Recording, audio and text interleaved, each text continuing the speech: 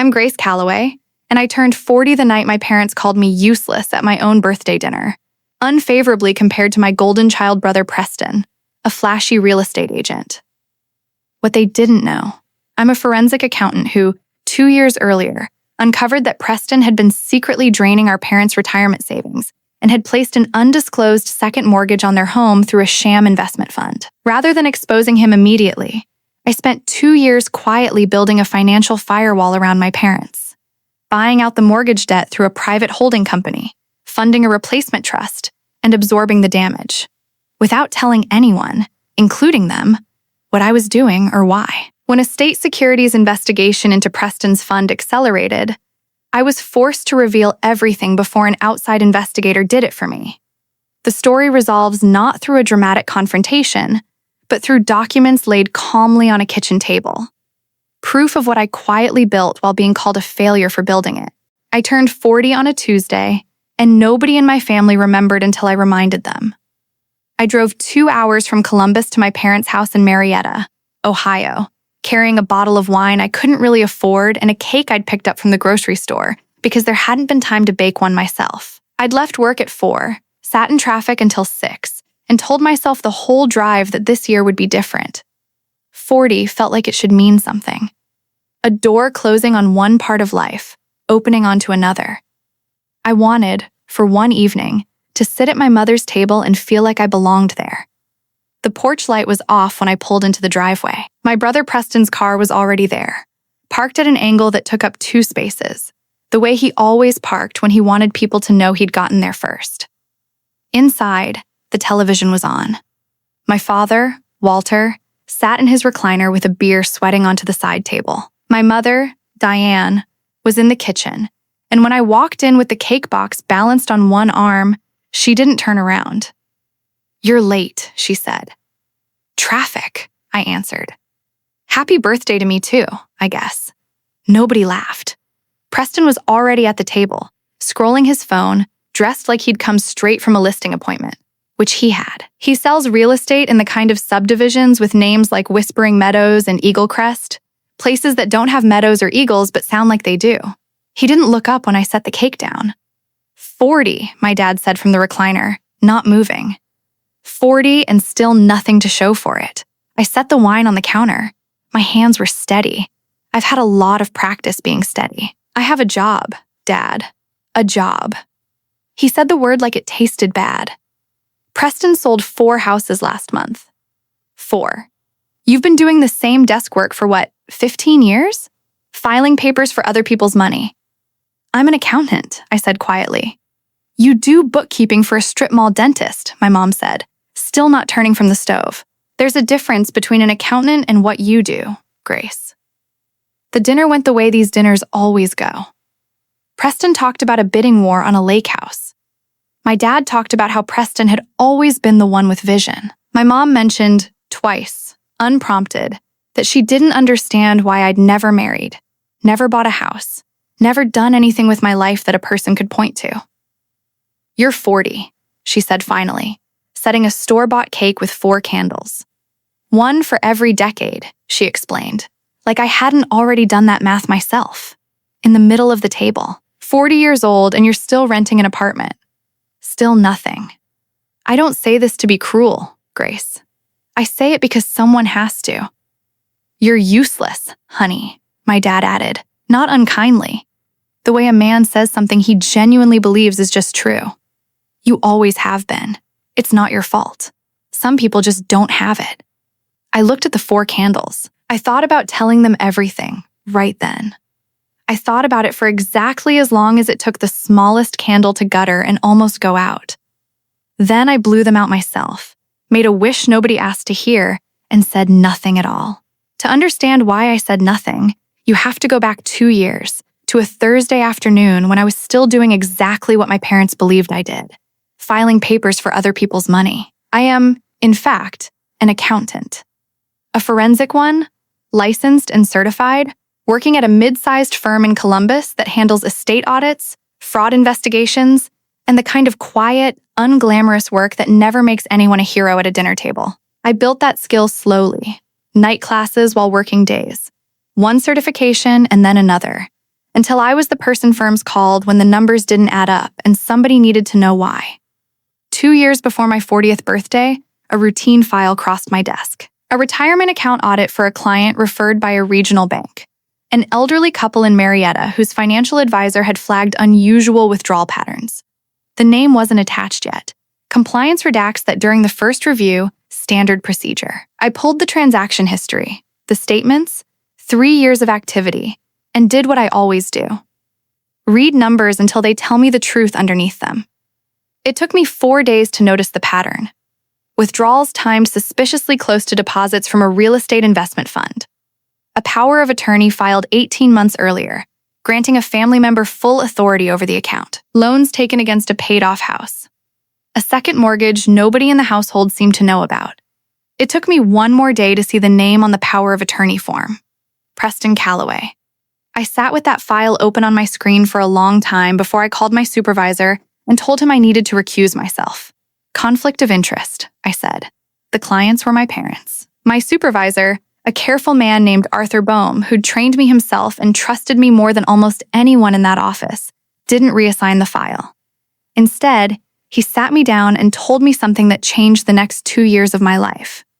If you recuse, he said, someone else finishes this audit, and whatever they find, they report through normal channels.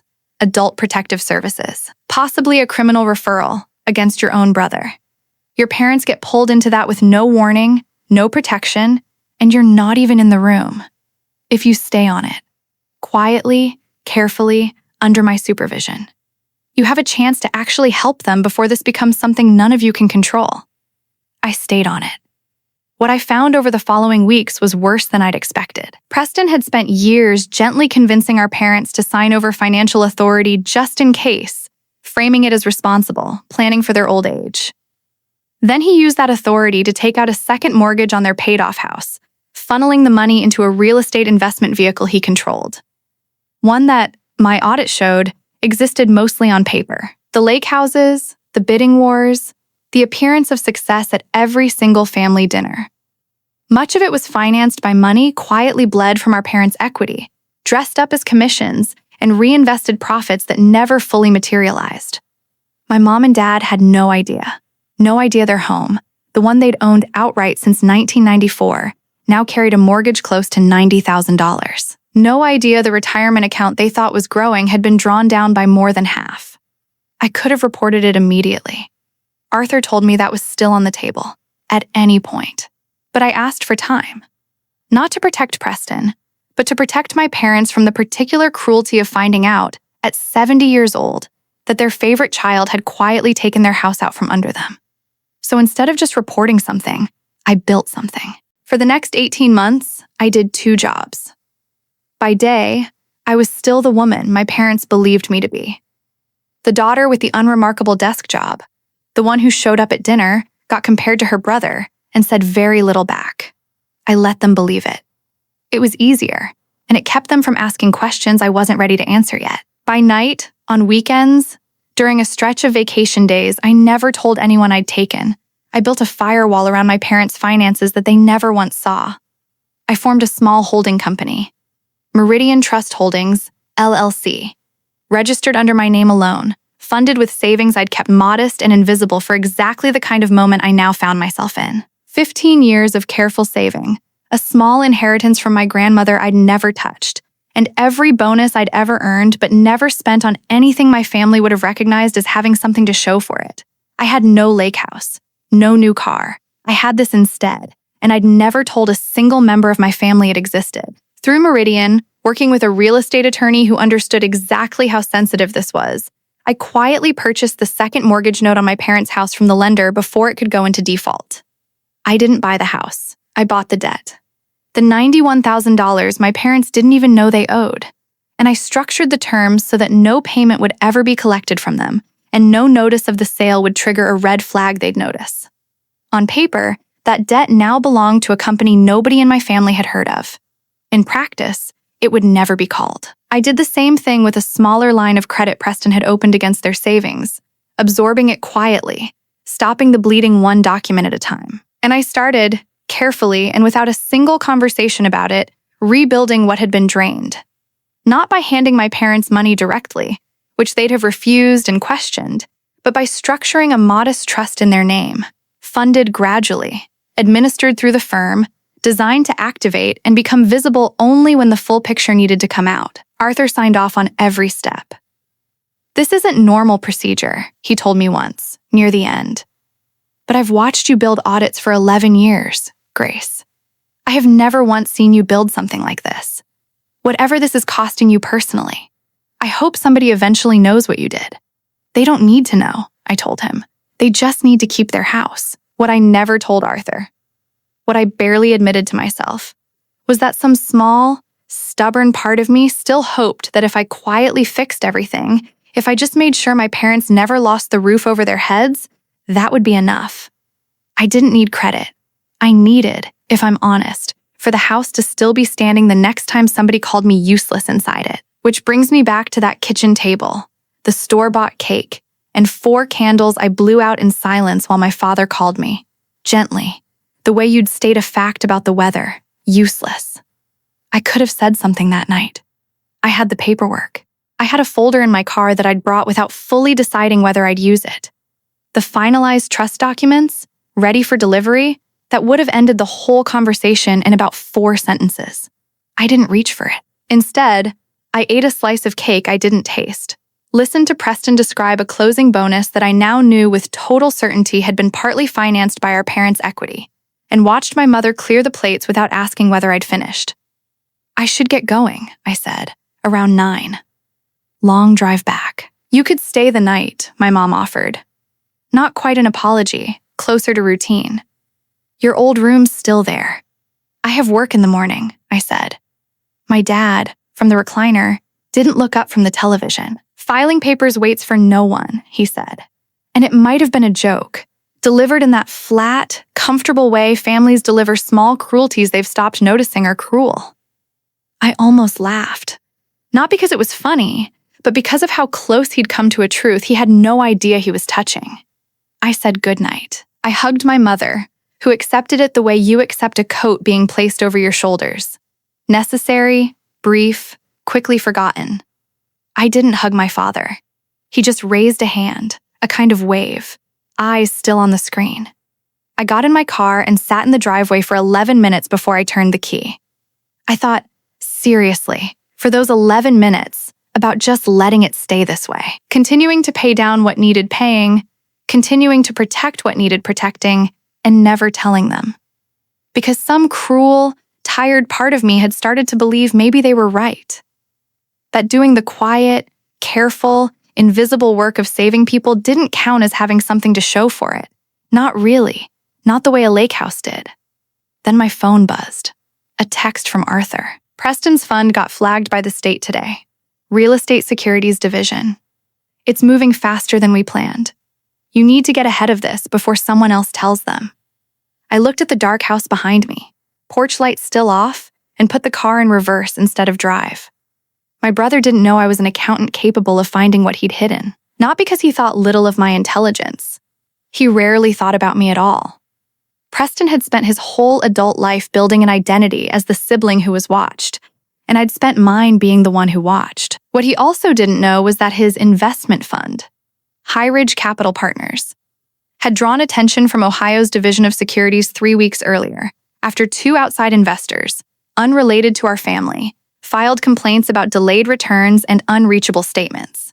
The state's inquiry was still in its early stages, but early stages, I knew from years in this field, have a way of accelerating fast the moment subpoenas start reaching banks. If the state got to my parents' mortgage lender before I did, if they found out independently that Preston had encumbered his own parents' home without their real understanding, the story that landed on my mom and dad's doorstep wouldn't be your daughter quietly protected you. It would be your son may be criminally liable for financial exploitation of the elderly, delivered by an investigator they'd never met, maybe with police involved, no context, and nobody in the room who loved them. I had 11 days, Arthur estimated, before that became likely. I spent them finishing what I'd started, finalizing the trust, confirming the mortgage note was fully retired under Meridian's ownership, preparing a full forensic report Arthur insisted I document formally for your own protection, and eventually for theirs. I met twice with the real estate attorney. I didn't call Preston. I didn't call my parents. I drove to Marietta on a Thursday evening, 4 days after my birthday, with a folder in the passenger seat I had finally decided to use. I didn't go alone. My mom answered the door expecting me. She'd called ahead, which wasn't like her, and only said I needed to come by with some paperwork, and that I'd be bringing someone from my office. Standing beside me on the porch was Arthur Boehm, 61 years old, silver-haired, dressed the way he always dressed for client meetings. A gray suit, a leather folio under one arm, the calm, unhurried manner of a man who has delivered difficult financial news to hundreds of families and never once needed to raise his voice to do it. "Diane," he said, extending a hand. "Arthur Boehm, I work with Grace." My mother's eyes moved between us, confused. "Grace doesn't have clients over to the house." "No," Arthur said. "This isn't a house call for a client, Mrs. Calloway. It's about your house." My dad came to the door behind her, and behind him, drawn by the unfamiliar voice, Preston appeared from the kitchen, phone still in his hand. "What's going on?" Preston asked, and something in his voice, half a step too fast, too bright, told me he already suspected. We sat at the same kitchen table where, 5 days earlier, I'd eaten cake in silence. Arthur laid 3 folders on the table, evenly spaced, the way he always does, so everyone in the room can see there's nothing hidden left in it. 2 years ago, I began, and my voice didn't shake. A file came across my desk at work. A routine audit request from a bank, flagging unusual account activity. I didn't know whose account it was until I opened it. I looked at my father. "It was yours, Dad. Yours and Mom's." His face didn't change at first. That particular stillness of a man who hasn't decided yet whether to be confused or afraid. "What are you talking about?" "There's a second mortgage on this house," I said. $91,000, taken out about 3 years ago. Neither of you signed the original loan application, but a power of attorney was used to authorize it. Preston's power of attorney. The silence after that was the loudest thing in the room. "That's not," Preston started. "There's also a retirement account." I went on, steady, not looking away from him. "That's been drawn down by just over 60% over the same period through transfers into an entity called High Ridge Capital Partners, which you control, Preston." "I was investing it for them," he said, too fast. "It was going to come back. It was going to be more. The state's Division of Securities doesn't seem to agree," Arthur said quietly, sliding the 3rd folder an inch toward Preston without opening it. "You should expect a call from them soon, if you haven't already." My mother had gone very pale. She was looking around the house. The walls, the ceiling, the kitchen she'd cooked in for 30 years. Like she was seeing it for the first time as something that could actually be taken away. "Are we going to lose the house?" she asked, and her voice, for the first time in longer than I could remember, sounded genuinely small. This was the moment I'd built 2 years toward, though I hadn't fully understood, until I was sitting in it, that I'd also spent those 2 years quietly bracing for the version of this conversation where nothing I'd done would be enough to change how they saw me. "No," I said, "you're not going to lose the house." I opened the first folder myself. 18 months ago, I said, I purchased the second mortgage note on this house. Through a company I own. The debt still technically exists on paper, but it will never be collected. I structured it that way on purpose. My mother blinked. "You bought our mortgage?" "I bought the debt Preston put on it," I said, "so no one could ever call it in, foreclose on it, or use it against you. This house has been fully protected for 1.5 years. You just didn't know it." I opened the second folder. "This is a trust," I said, sliding it toward my parents. "It's been funded gradually over the past year, replacing, as much as I could, what was taken from your retirement account. It's not everything. It won't undo what happened, but it's enough that you're not going to spend your 70s worrying about money, no matter what happens with Preston's investigation." My dad was staring at the documents like they were written in a language he almost recognized. "This doesn't make sense," he said. "You don't have this kind of money, Grace. You do bookkeeping for I'm a certified forensic accountant, Dad, I said, and for the first time all evening, there was an edge in my voice. Not loud, just finally unwilling to disappear. I've been one for 11 years. I don't work for a strip mall dentist. I lead financial fraud investigations for a firm that handles 7-figure estates. I make more in a year than Preston's made up about making in 5. I never bought a lake house or a new car because I was saving, quietly, in case something exactly like this ever happened to this family. And it did. And I fixed it. And I never told you because I didn't think you'd believe me. And because some part of me apparently still needed you to say it out loud at my birthday dinner before I'd let myself actually use any of this to help you. Nobody spoke. You called me useless 5 days ago, I said, quieter now. In this kitchen. And the whole time, I already had the paperwork sitting in my car that said otherwise. My mother's hand came up to cover her mouth. My father looked, for the first time in my adult life, genuinely and completely lost. A man discovering that the map he'd been using for his own family had been wrong for years. Preston was the only one who spoke. "This is insane," he said, standing, his chair scraping back. "You've been investigating me? Behind my back? For 2 years? I recused myself the moment I saw your name," I said. "I stayed on the file to protect them. Not to protect you. And if I'm honest, not to expose you either. I gave you 2 years to fix it quietly and pay it back before this went anywhere near a state investigator. You didn't fix it. You kept taking. The state found you on their own, Preston. I didn't call anyone. I just made sure that whatever happened to you, it wouldn't take this house down with it." Arthur, who'd said very little, closed his folio gently. "The state's investigation into High Ridge Capital is separate from anything Grace has done here," he said, to the table generally, in the calm tone of a man closing out a difficult meeting. "That process will run through the appropriate legal channels, and Preston will need his own counsel. Grace's work tonight was about one thing only, making sure Walter and Diane's home and retirement were secure regardless of that outcome. That's done. That part is finished. That part is finished." It was, I'd think later, exactly the kind of sentence my whole career had trained me to say. Not a verdict. Not a punishment.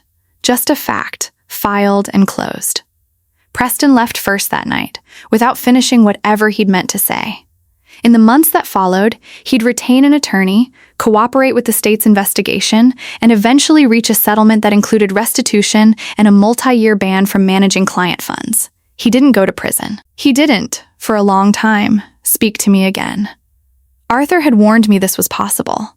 That fixing a wound sometimes costs you the relationship with the person who caused it, and that cost is real and worth grieving, even when the fix itself is right. My parents sat at the table long after Preston's car pulled out of the driveway. My dad read through the trust documents twice, slowly, the way he used to read the newspaper before his eyes got bad. My mom didn't read anything. She just looked at me, for a long time, in a way she hadn't looked at me in years. "Why didn't you tell us?" she finally asked. Not sharply, just tired. "Because you'd have asked why I had this kind of money," I said, and the answer was always going to be that I built a life you never once asked me about. You knew I had a job. You never once asked what it actually was. My dad set the folder down. He looked, in that moment, less like the man who'd called his daughter useless 5 nights earlier, and more like someone doing arithmetic on 30 years of assumptions, trying to see exactly where the math had gone wrong. "I don't know what to say to you," he admitted. It was, I realized, the most honest sentence he'd offered me in a decade. "You don't have to say anything tonight," I told him. "I didn't come here for an apology. I came here because the state's about to come knocking, and I needed you to hear this from me first, with the truth already sitting on the table, instead of finding out from a stranger that your son might be facing charges and your daughter has apparently been quietly keeping a roof over your head for a year and a half." I stood, gathered the folders that weren't staying with them, and left the trust documents and the mortgage payoff behind on the table, in my parents' hands, where they belonged. At the door, my mother caught my arm. The first time she'd reached for me in longer than I could remember. "Happy birthday," she said, 5 days late, her voice cracking on the second word. For real this time. I nodded once and didn't trust myself to say anything back. Some things don't need a response. They just need finally, to be true in the room. A year later, I turned 41 on a Tuesday again. The calendar has a way of repeating both its cruelties and its kindnesses at the same intervals. This time, my parents drove the 2 hours to my apartment in Columbus, the same apartment my mom had once called nothing to show for it, carrying a cake she'd baked herself badly. The frosting slightly melted from the drive. My dad sat at my small kitchen table, the one he'd never once visited before, and looked around at my modest, tidy apartment. No lake house, no new car, just a home, carefully kept, with a framed certification hanging in the hallway that neither of my parents had ever asked to see until that year. 41, he said, and this time there was no edge in it. You built all this quietly. The whole time. I did, I said. I'm sorry, it took almost losing the house for me to ask what you actually do for a living, he said. It wasn't eloquent.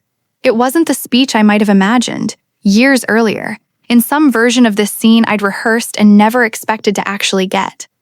But it was true, and it was his, and it was enough. We didn't talk about Preston that night. There would be time for that later, and some of it would never fully heal. I understood by then that not every ledger balances, that some costs simply get absorbed and carried instead of repaid.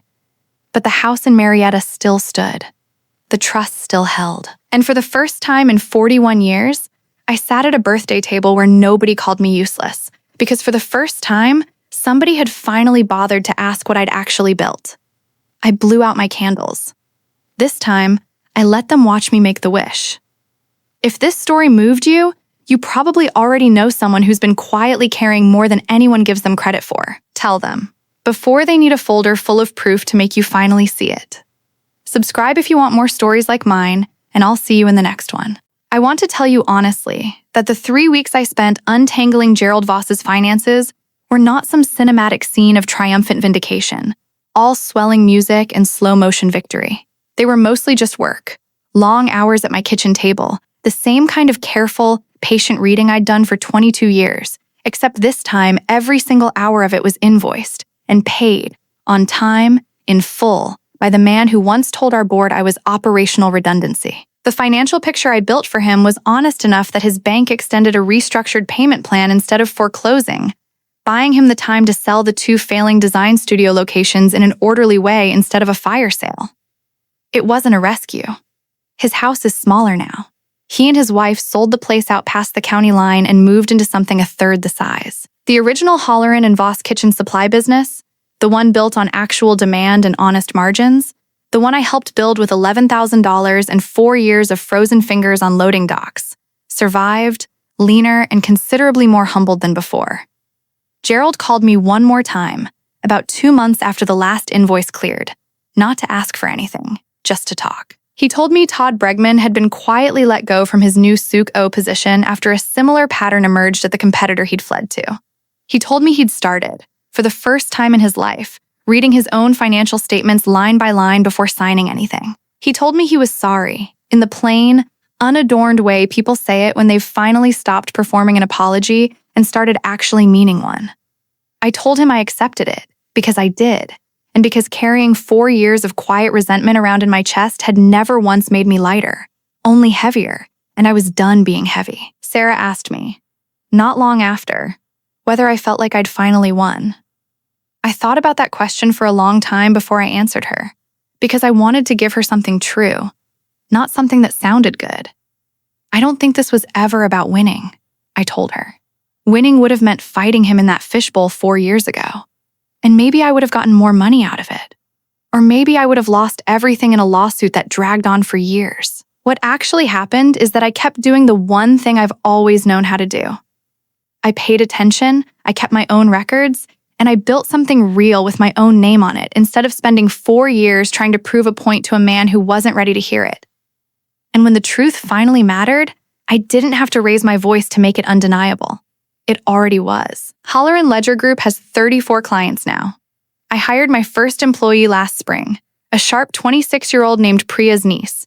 Actually, which still makes me laugh every time I say it out loud. Sarah got promoted last month, past Connor, into a director role of her own, and she called me the Sunday after to tell me she'd finally cleaned out that old folder of dated emails because she didn't need it anymore, And something about deleting it, she said, felt better than anything the promotion itself had. I think about that fishbowl sometimes, still.